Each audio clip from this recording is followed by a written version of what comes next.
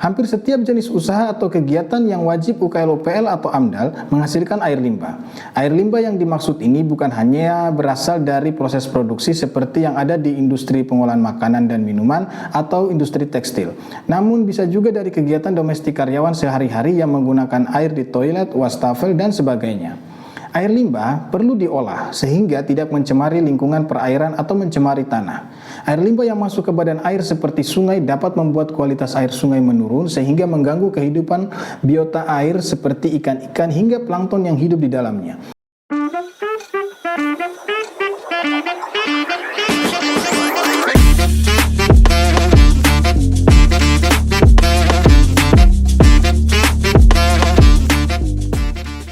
Halo Enviplaners, senang sekali bisa kembali menyapa di channel ini.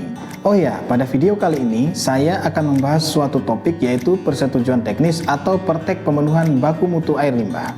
Mengapa perlu membahas ini lebih detail? Karena saat ini praktek pemenuhan baku mutu air limbah sangat banyak dibutuhkan oleh pelaku usaha. Mengingat sejak berlakunya PP 22 tahun 2021, persetujuan teknis telah menjadi salah satu syarat administrasi yang harus dimiliki oleh pelaku usaha ketika akan menyusun AMDAL atau UKL-UPL. Oh ya, sebagai informasi, mungkin kita pernah mendengar istilah IPLC atau izin pembuangan limbah cair.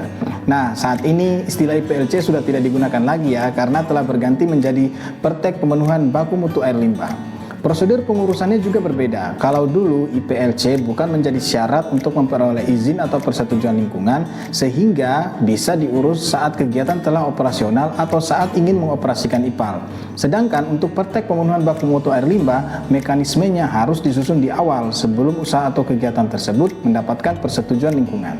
Saat ini, semua kegiatan yang wajib AMDAL dan UKL-UPL dikenai kewajiban memiliki dokumen-dokumen praktek sebagaimana termuat dalam Pasal 43 Ayat 2 dan Pasal 57 Ayat 3 di PP 22 tahun 2021. Dokumen praktek yang dimaksud diantaranya praktek pemenuhan baku mutu air limbah, praktek pemenuhan baku mutu emisi, pengolahan limbah B3, dan andalaling. Untuk memudahkan Enviplaners memahami mengenai praktek ini, maka kami telah merangkum 7 pertanyaan seputar praktek pemenuhan baku mutu air limbah. Di antaranya yaitu 1. Mengapa kita perlu menyusun praktek pemenuhan baku mutu air limbah?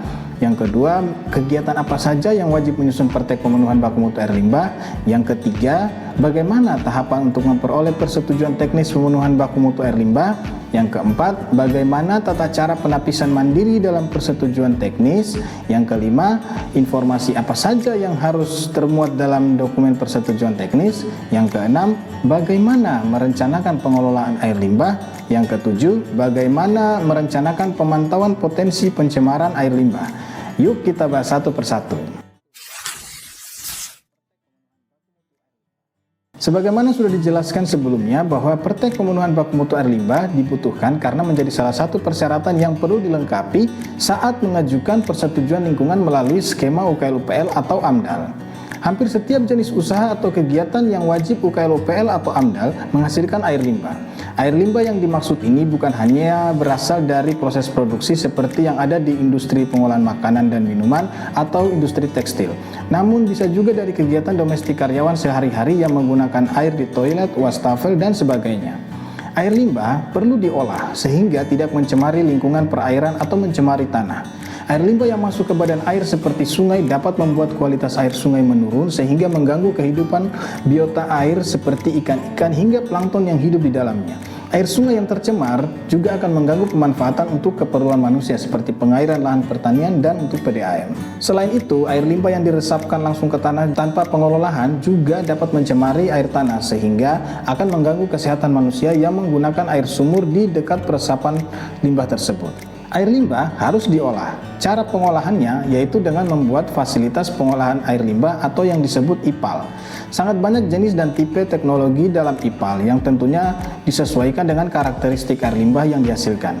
Apabila air limbah yang dihasilkan telah dilakukan pengelolaan sedemikian rupa dan dimanfaatkan kembali secara berkesinambungan sebagai kebutuhan penunjang, misalnya untuk pendinginan mesin atau untuk flushing toilet, dan dipastikan air limbah itu tidak ada yang dibuang, maka untuk kondisi seperti ini tidak diperlukan persetujuan teknis.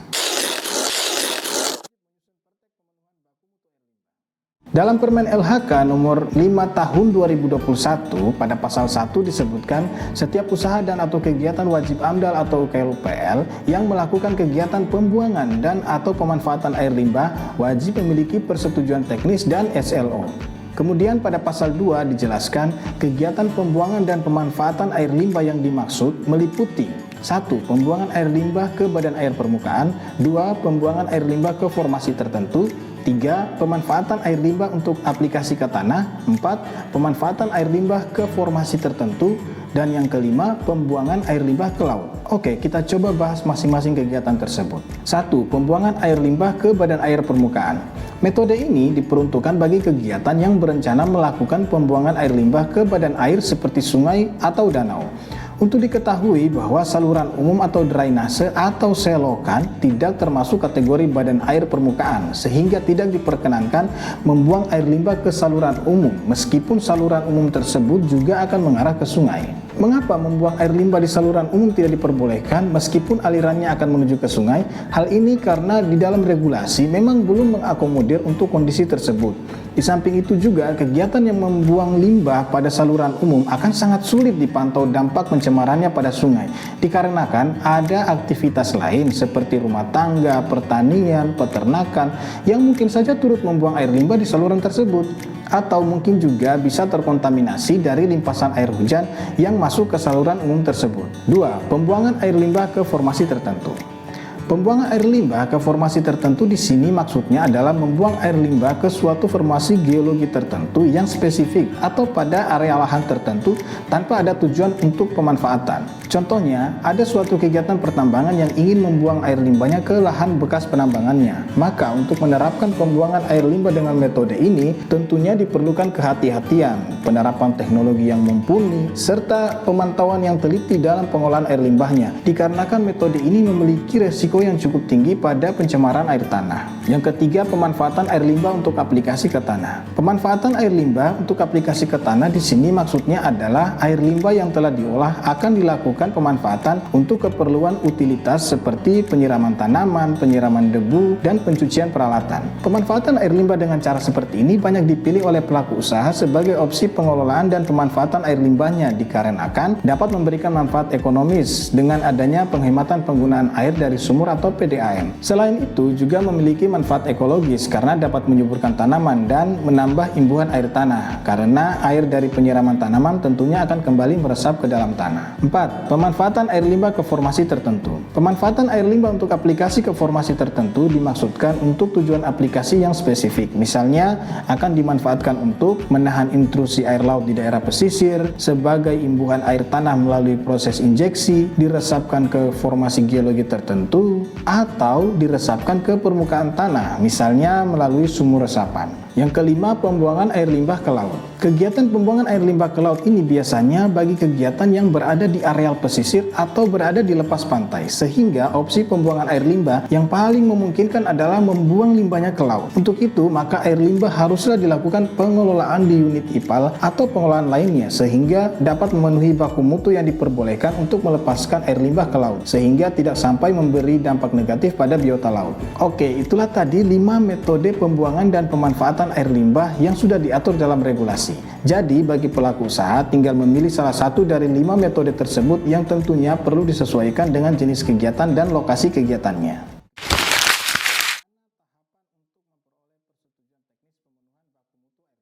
Oke NV Planners, untuk memperoleh persetujuan teknis pemenuhan baku mutu air limbah, maka ada beberapa tahapan yang perlu dilakukan, yaitu 1. Membuat deskripsi rencana usaha atau kegiatan. 2. Membuat rencana pembuangan atau pemanfaatan air limbah. Yang ketiga, melakukan penapisan mandiri. Yang keempat, mengajukan permohonan persetujuan teknis. Yang kelima, pemeriksaan dokumen persetujuan teknis. Yang keenam, penerbitan persetujuan teknis. Yang ketujuh, penerbitan SLO atau surat kelayakan operasional. Oke, kita bahas lagi satu persatu ya. 1. Membuat deskripsi rencana usaha atau kegiatan. Deskripsi rencana kegiatan seperti informasi jenis usaha atau kegiatan, lokasi kegiatan, proses produksi, kapasitas produksi, rencana penggunaan bahan baku dan bahan pendukung, semuanya dibutuhkan untuk mengetahui karakteristik air limbah yang akan dihasilkan. Dengan mengetahui karakteristik air limbah, maka dapat diperkirakan teknologi pengolahan air limbah yang sesuai. Yang kedua, membuat rencana pembuangan atau pemanfaatan air limbah. Di sini pelaku usaha perlu memilih rencana pembuangan atau pemanfaatan air limbah yang akan diterapkan. Apakah air limbah yang telah diolah akan dibuang ke air permukaan, dibuang ke formasi tertentu, dibuang ke laut, ataukah akan dimanfaatkan untuk aplikasi ke tanah melalui penyiraman atau melalui metode peresapan ke permukaan tanah. Yang ketiga, melakukan penapisan mandiri. Setelah mengetahui deskripsi rencana usaha atau kegiatan dan juga telah menentukan rencana pembuangan atau pemanfaatan air limbah yang akan diterapkan, maka selanjutnya adalah melakukan penapisan mandiri untuk mengetahui apakah persetujuan teknis yang akan kita susun melalui skema standar teknis atau kajian teknis atau bahkan tidak memerlukan persetujuan teknis. Yang keempat, mengajukan permohonan persetujuan teknis. Pada tahap ini, pelaku usaha akan bersurat ke instansi yang berwenang seperti Kementerian Lingkungan Hidup atau Dinas Lingkungan Hidup di tingkat provinsi, kabupaten, atau kota untuk memohon penerbitan persetujuan teknis pemenuhan baku mutu air limbah terhadap usaha atau kegiatan yang akan dilakukan. Dalam mengajukan permohonan persetujuan teknis, tentunya perlu dilengkapi dengan dokumen pendukung persetujuan teknis tersebut yang berupa standar teknis atau kajian teknis. Instansi lingkungan hidup yang berwenang melakukan pemeriksaan terhadap persetujuan teknis yang diajukan oleh pelaku usaha, disesuaikan dengan kewenangan penerbitan perizinan berusaha. Sebagai contoh nih, apabila kewenangan perizinan berusaha berada di tingkat pusat atau kementerian, maka pelaku usaha mengajukan permohonan persetujuan teknis ke Kementerian Lingkungan Hidup. Namun apabila kewenangan penerbitan perizinan berusahanya berada di tingkat kabupaten atau kota, maka dapat diajukan di Dinas Lingkungan Hidup di kabupaten atau kota tersebut. Yang kelima, pemeriksaan dokumen persetujuan teknis. Dokumen standar teknis atau kajian teknis pemenuhan baku mutu air limbah yang telah disusun diajukan ke instansi yang berwenang untuk dilakukan pemeriksaan terhadap substansi dokumen. Di sini akan dilakukan pembahasan mendalam oleh tim teknis di instansi lingkungan hidup mengenai pemilihan teknologi pengolahan air limbah, kriteria desain IPAL yang akan digunakan, efisiensi removal air limbah pada IPAL hingga memenuhi baku mutu, rencana pembuangan atau pemanfaatan air limbah yang akan diterapkan, dan rencana pemantauan yang akan dilakukan sehingga memudahkan pengawasan terhadap potensi dampak pencemaran dari usaha atau kegiatan tersebut. Yang keenam, penerbitan persetujuan teknis. Setelah dokumen persetujuan teknis yang berupa standar teknis atau kajian teknis selesai diperiksa dan telah disetujui secara substansi, maka akan diterbitkan surat persetujuan teknis pemenuhan baku mutu air limbah oleh instansi yang berwenang seperti Kementerian Lingkungan Hidup atau Dinas Lingkungan Hidup di tingkat provinsi, kabupaten, atau kota. Surat persetujuan teknis ini kemudian sudah bisa digunakan sebagai salah satu kelengkapan dalam proses penyusunan AMDAL dan UKL-UPL dalam rangka memperoleh persetujuan lingkungan. Yang ketujuh, penerbitan SLO atau Surat Kelayakan Operasional. Dalam Permen LHK nomor 5 tahun 2021 pada pasal 1 disebutkan setiap usaha dan atau kegiatan wajib AMDAL atau UKL-UPL yang melakukan kegiatan pembuangan dan atau pemanfaatan air limbah wajib memiliki persetujuan teknis dan SLO atau Surat Kelayakan Operasional. SLO adalah tindak lanjut dari persetujuan teknis yang telah diperoleh. Jadi, pelaku usaha yang telah mendapatkan persetujuan teknis maka akan membuat instalasi pengolahan air limbah sebagaimana yang termuat dalam persetujuan teknis yang mencakup kriteria desain dan tipe teknologi. Dalam proses ini juga ada masa uji coba terhadap unit IPAL yang dibangun, misalnya 3-6 bulan masa uji coba, dan dipantau hasil pengelolaannya melalui pengujian laboratorium. Hasil uji laboratorium terhadap air limbah hasil olahan dan di lingkungan sekitar seperti air tanah atau air permukaan akan dibandingkan dengan baku mutu yang berlaku untuk mengetahui efektivitas kinerja IPAL. Sebagai contoh, untuk pengelolaan air limbah dari kegiatan domestik, maka pemantauan kualitas air limbah di outlet IPAL akan mengacu pada Permen LHK nomor P68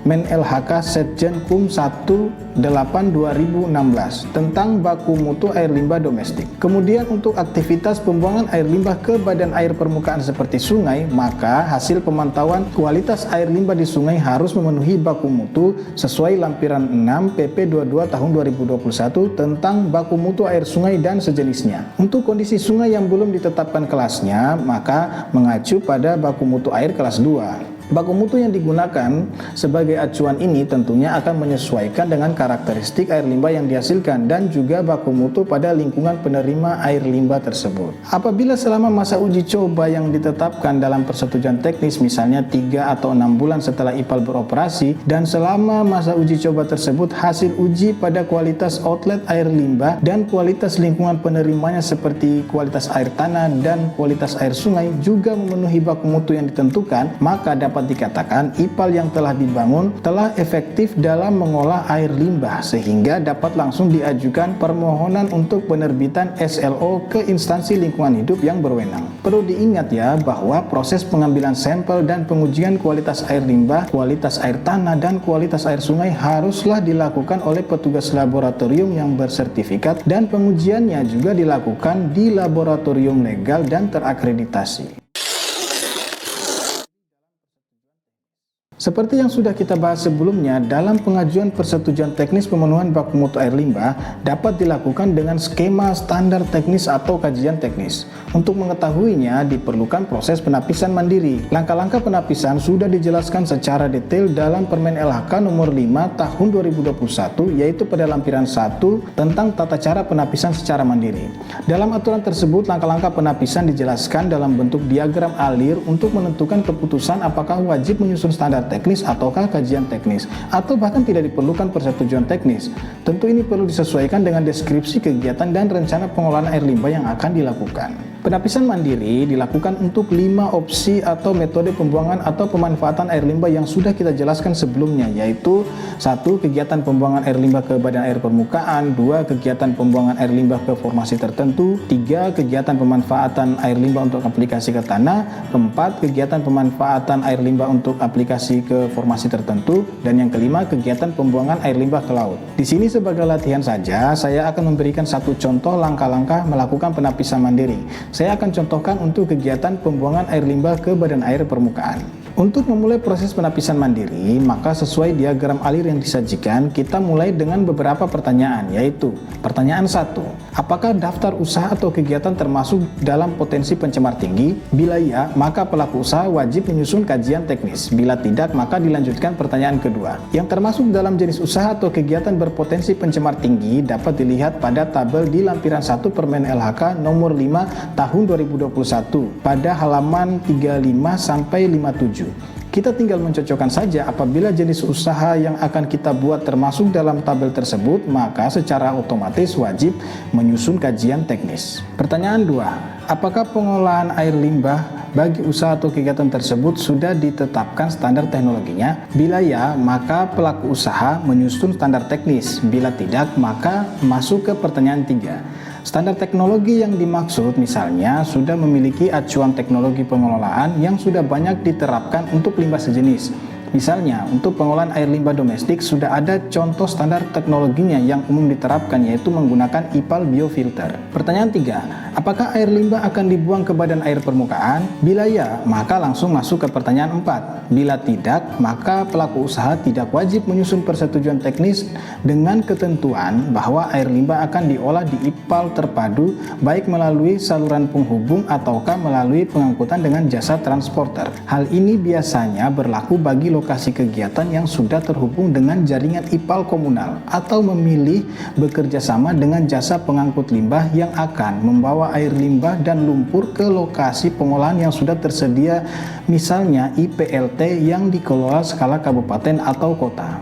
Pertanyaan 4. Apakah badan air permukaan yaitu sungai sudah ditetapkan alokasi beban pencemarannya? Bila ya, masuk ke pertanyaan 5. Bila tidak, maka masuk ke pertanyaan 6. Penetapan alokasi beban pencemaran di sini maksudnya adalah adanya peraturan pusat atau daerah yang secara khusus dibuat untuk mengatur beban pencemaran yang boleh ada di dalam sungai. Sehingga untuk membuang air limbah di sungai yang sudah ada penetapannya, maka perlu menyesuaikan dengan ketentuan yang termuat dalam peraturan tersebut ya. Salah satu sungai yang sudah mendapatkan penetapan daya tampung beban pencemar adalah Sungai Citarum.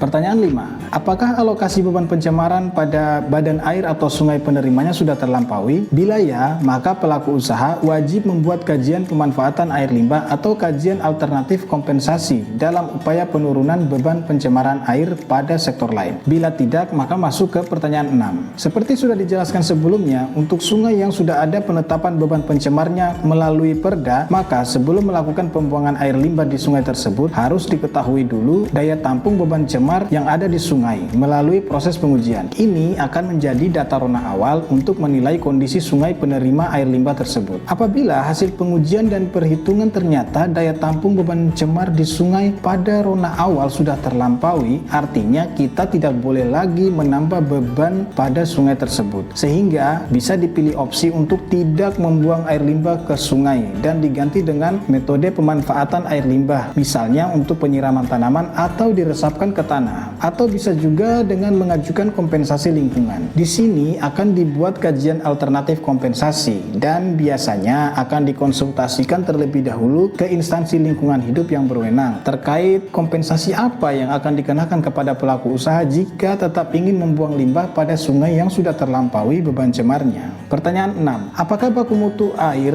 pada badan air atau sungai penerimanya sudah terlampaui? Bila ya, masuk ke pertanyaan 7. Bila tidak, maka masuk ke pertanyaan 8. Untuk mengetahui kondisi rona awal sungai, yaitu baku mutu air sungai, apakah sudah terlampaui atau belum, maka perlu dilakukan uji kualitas air sungai, kemudian dibandingkan dengan baku mutu air nasional yang sudah ditetapkan dalam lampiran 6 PP 22 tahun 2021 tentang baku mutu air sungai dan sejenisnya. Dalam aturan tersebut ada beberapa kelas sungai dengan ketentuan baku mutu yang berbeda. Untuk sungai yang belum ada penetapan kelasnya oleh pemerintah pusat atau daerah setempat, maka secara otomatis kita akan menggunakan baku mutu air sungai kelas 2. Pertanyaan 7. Apakah parameter baku mutu air yang terlampaui sama dengan parameter kunci air limbah yang akan dibuang ke badan air permukaan? Bila ya, maka pelaku usaha wajib membuat kajian pemanfaatan air limbah atau kajian alternatif kompensasi dalam upaya penurunan beban pencemaran pada sektor lain. Bila tidak, maka pelaku usaha wajib membuat kajian teknis. Di sini maksudnya adalah kita perlu melihat parameter air limbah secara lebih spesifik. Misalnya, parameter umum air sungai yang sering dinilai adalah kadar BOD, COD, dan TSS. Nah, apabila kadar BOD, COD,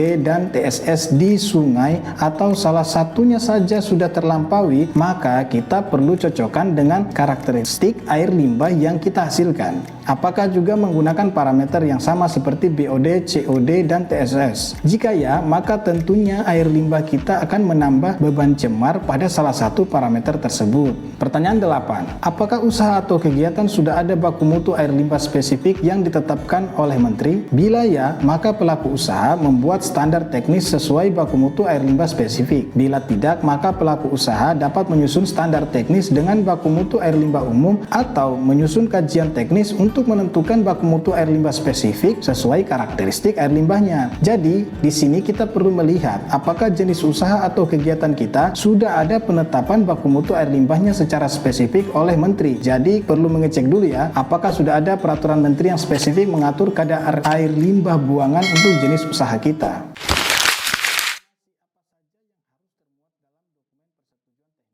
Sebagaimana telah dijelaskan bahwa setelah melakukan proses penapisan mandiri akan diketahui persetujuan teknis akan disusun melalui skema kajian teknis ataukah standar teknis. Penyusunan dokumen kajian teknis sudah diatur secara detail dalam lampiran 2 Permen LHK nomor 5 tahun 2021 mulai dari halaman 98 sampai 158. Sementara untuk dokumen standar teknis sudah diatur secara detail dalam lampiran 3 Permen LHK nomor 5 tahun 2021 mulai dari halaman 159 sampai halaman 175.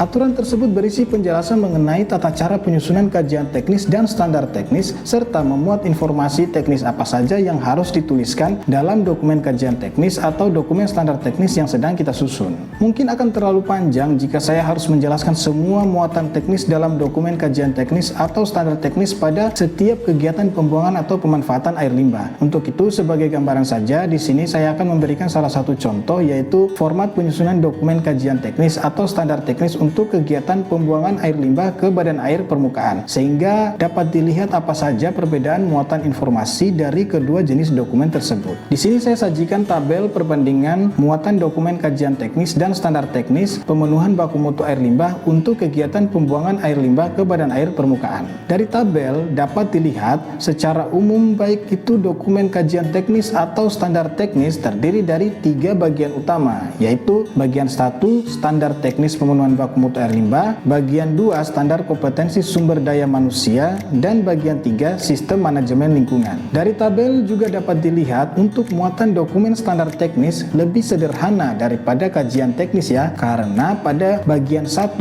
tidak menyertakan informasi mengenai rona lingkungan dan perakiraan dampak. Dalam kajian teknis perlu memuat rona lingkungan dan perakiraan dampak sebagai bentuk kehati-hatian dalam melakukan pembuangan atau pemanfaatan air limbah, mengingat adanya resiko lingkungan hidup yang dapat ditimbulkan dari kegiatan tersebut, sehingga diperlukan kajian mendalam untuk memahami kondisi rona lingkungan dan juga perakiraan besaran dampaknya. Oke, NV Planners, terkait muatan teknis yang perlu termuat dalam dokumen kajian teknis atau standar teknis sudah dijelaskan dalam lampiran 2 dan lampiran 3 Permen LHK nomor 5 tahun 2021. Jadi di sini saya tidak menguraikan lagi isian muatannya secara satu persatu karena dapat langsung dicek saja ya di aturannya. Selain penjelasannya yang cukup panjang, muatan teknis ini sifatnya sangat teknikal dan banyak perhitungan matematisnya, sehingga untuk aspek pengisian kajian teknis atau standar teknis ini biasanya perlu melibatkan konsultan lingkungan yang ahli dalam bidang pengelolaan air limbah. Pengolahan air limbah disesuaikan dengan karakteristik air limbah yang dihasilkan dari kegiatan. Dengan memahami karakteristik air limbah, maka dapat diketahui tipe teknologi yang dapat dipilih untuk mengelola air limbah. Dengan pendekatan kelompok pencemar dapat dilihat pada lampiran 2 Permen LHK nomor 5 tahun 2021, yaitu pada halaman 112. Sebagai contoh, untuk kegiatan hotel atau perumahan, maka air limbahnya dominan berasal dari kegiatan domestik, sehingga karakteristik air limbahnya termasuk dalam kelompok organik terurai dan sulit terurai. Maka parameter utama yang perlu dipantau adalah kadar BOD, COD, dan TSS, serta bisa juga ditambah parameter minyak, lemak, total koliform, dan sisa klorin.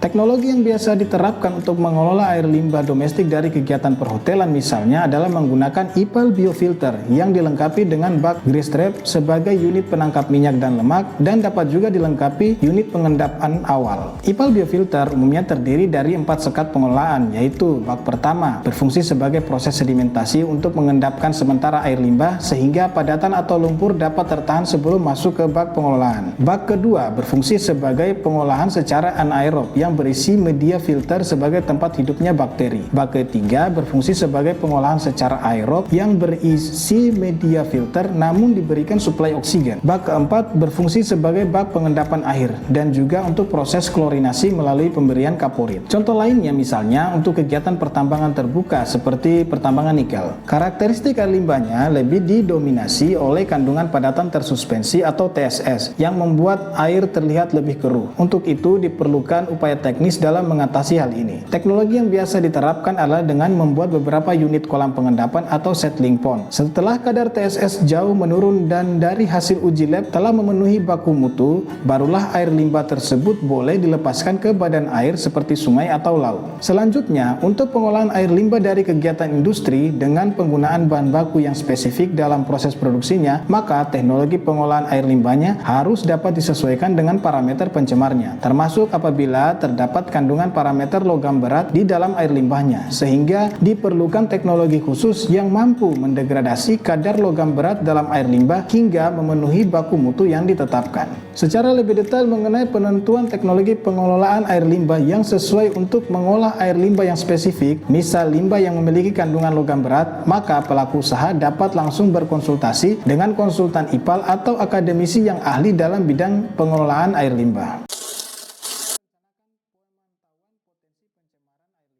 Pemantauan potensi dampak pencemaran dilakukan dengan memantau kualitas air limbah pada titik outlet IPAL dan juga memantau pada badan air sungai serta memantau pada kualitas air tanah. Untuk pemantauan pada badan air sungai biasanya dilakukan pada beberapa titik, diantaranya 1. Titik hulu atau titik sebelum mendapatkan input pencemar. Ini digunakan untuk mengetahui kondisi kualitas air sungai sebelum mendapat pengaruh dari air limbah. Titik ini dapat diperkirakan beberapa meter atau beberapa puluh meter sebelum titik outfall IPAL. Harus diperhatikan juga bahwa di titik ini tidak mendapatkan pengaruh dari kegiatan lain di sekitar. Yang kedua adalah titik hilir atau titik setelah air sungai mendapatkan input pencemaran dari IPAL. Ini digunakan untuk mengetahui kondisi kualitas air sungai setelah mendapatkan pengaruh dari air limbah yang keluar dari IPAL. Jangan lupa untuk diperhatikan bahwa di titik ini tidak atau belum mendapatkan pengaruh dari kegiatan lain yang ada di sekitar. Selain pemantauan pada badan air, perlu juga dipantau kualitas air tanah di sekitar lokasi kegiatan. Ini digunakan untuk mengetahui apakah ada potensi kebocoran IPAL atau adanya kegiatan pemanfaatan air limbah ke tanah yang melampaui baku mutu sehingga berpotensi mencemari air tanah yang ada di sekitar lokasi kegiatan. Pemantauan air tanah dilakukan dengan pembuatan sumur pantau. Sumur pantau juga perlu dibuat pada 2 titik yang mewakili titik hulu dan titik hilir. Titik hulu diperkirakan sebagai titik yang diperkirakan tidak terkena kontaminasi air limbah, sementara untuk titik hilir diperkirakan sebagai titik yang akan berpotensi mendapat dampak pencemaran dari adanya kebocoran IPAL atau dampak dari pemanfaatan air limbah ke tanah. Penentuan titik hulu dan hilir juga perlu mempertimbangkan muka air tanah sehingga diketahui pola aliran air tanah yang dominan di sekitar lokasi kegiatan. Pemantauan air limbah di outlet IPAL harus dilakukan setiap bulan sekali, sementara untuk pemantauan kualitas air di badan air seperti sungai dan juga di air tanah dilakukan setiap 6 bulan sekali. Seluruh kegiatan pemantauan yang dimulai dari pengambilan sampel harus dilakukan oleh petugas laboratorium yang tersertifikasi dan untuk proses pengujiannya harus dilakukan di laboratorium yang legal dan terakreditasi. Oke NV Planners, itulah tadi 7 pertanyaan dan jawaban seputar persetujuan teknis atau pertek pemenuhan baku mutu air limbah. Saya sangat memahami bahwa saat ini penyusunan pertek pemenuhan baku mutu air limbah semakin banyak dibutuhkan oleh pelaku usaha, terutama yang sedang proses menyusun dokumen AMDAL atau UKL-UPL. Semoga dengan adanya video ini dapat sedikit memberikan pencerahan mengenai apa itu pertek pemenuhan baku mutu air limbah, bagaimana melakukan penapisan mandiri, serta hal-hal teknis apa saja yang harus termuat dalam pertek tersebut. Semoga informasi ini dapat bermanfaat bagi para pelaku usaha, bagi spesialis lingkungan, ataupun bagi masyarakat umum. Jangan lupa untuk like, share, dan subscribe channel ini untuk selalu update video kami lainnya mengenai edukasi dan konsultasi lingkungan. Terima kasih dan sampai jumpa di konten-konten berikutnya.